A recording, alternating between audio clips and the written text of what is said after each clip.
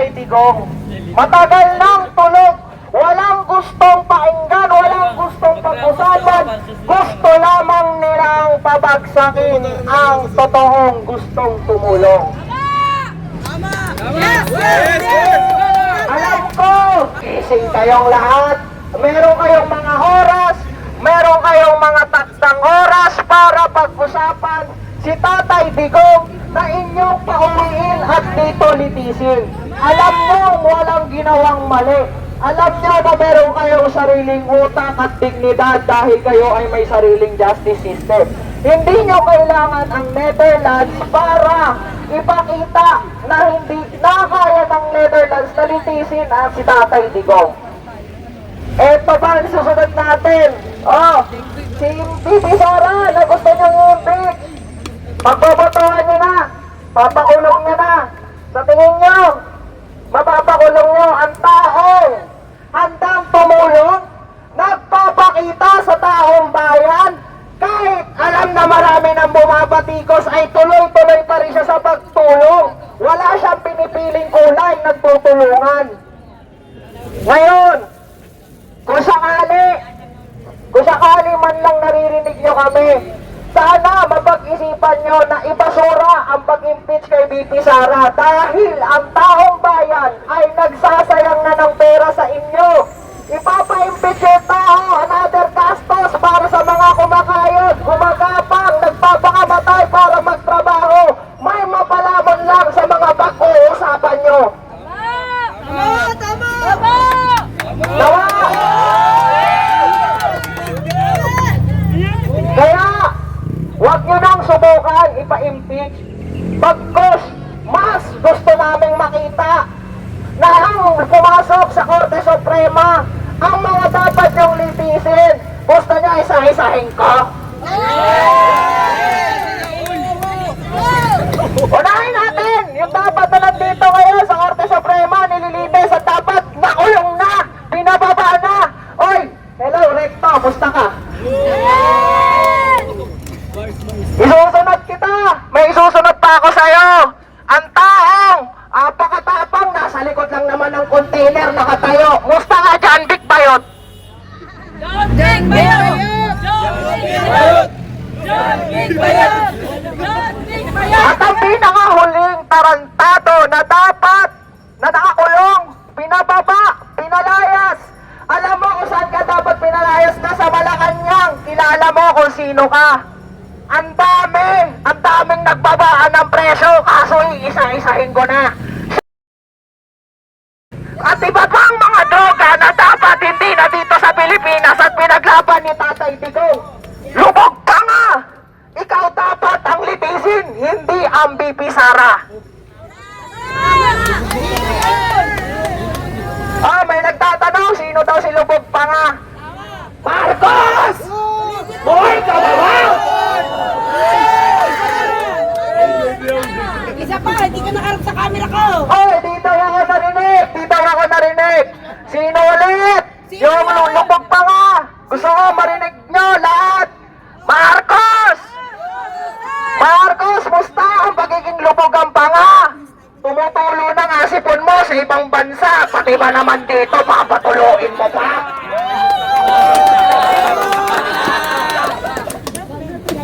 Sa tuwing ako nakakakita ng isang Pilipinong hirap na naman sa buhay, kailangan na naman pag-isipan ng maigi kung paano mapapakain ang pamilya sa taas ng bilihin, sa taas ng krudo, sa taas ng mga pangangailangan. Ano ba ang solusyon nyo? Bawasan palalo ang kinikita ng Pilipino. Para kayo may maibulsa, may mabiling magagandang bag, makabili ng mga magagandang kotse, at maiwas-iwas dito sa kalsada. Hirap na lahat ng Pilipino. Tanging mga Duterte lang ang nagpakita ng tunay na malasakit, pagmamahal sa bayan, at pinakahigit sa lahat, sila ang nagpakita na sila ay para sa mahirap. Yung 10 days, magpa-hair test na! Kaya sana, Korte Suprema, dadagdagan ko yung papel na dapat nyo binabasa. Yung petition namin, para kay Tatay Digong, galawin nyo na, pauwiin nyo na ang isa, yung isa ipasura nyo na, at yung isa ipatrap test nyo na! Ang tapang nyo magbigay ng mga mensahe kay DP Sara, drug test niya nga, hindi nyo nga magawa. Gawin nyo muna lahat ng mga pinapagawa ng taong bayan para maniwala kami at paupuin namin kayo sa susunod na halalan. Hindi kami magsasawa at mababago. Kahit sa kanyang oras, pakikinggan nyo lang kami. Makapagsalita, makapagpahayag sa aming nararamdaman. Matagal-tagal ng inyong magdidesisyon. Behavior Code si PRRD. Kami po ay naniniwala na hindi po kayo kasama sa mga nabigyan ng maleta. Kayo na lang po ang last option ng bayang ito. Humingi po kami ng inyong pansin, ng inyong pagtuunan. Ang aming hinaing, sana na-realize nyo kung ano ang kabutihan na ginawa ni Tatay Digong para sa ating lahat. Wala na tayong kaugnayan sa ICC. Bakit kayo pumayag at hindi nyo binigyan ng hostisya ang kanyang pagkakulong sa dihab? Hindi ba kayo naawa na konsensya? Sana inisip niyo yun ang ginawa ni Tatay Digong sa ating lahat. Hindi siya masamang tao sa inaakala nyo ay mamamatay tao siya. Diyan kayo nagkakabali. Si Tatay Digong ay maka-Diyos, magdadasal din para sa lahat at para sa pamilya niya.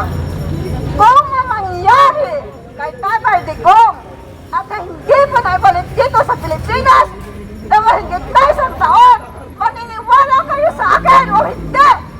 Itong Pilipinas magkakaroon ng hustisya at ang mangyayari ay revolusyon.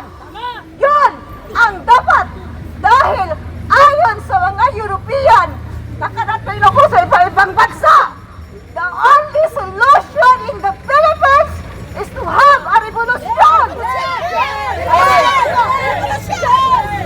Wala kayo. Yan ang advice ng mga European sa akin nung nasa ibang bansa ako.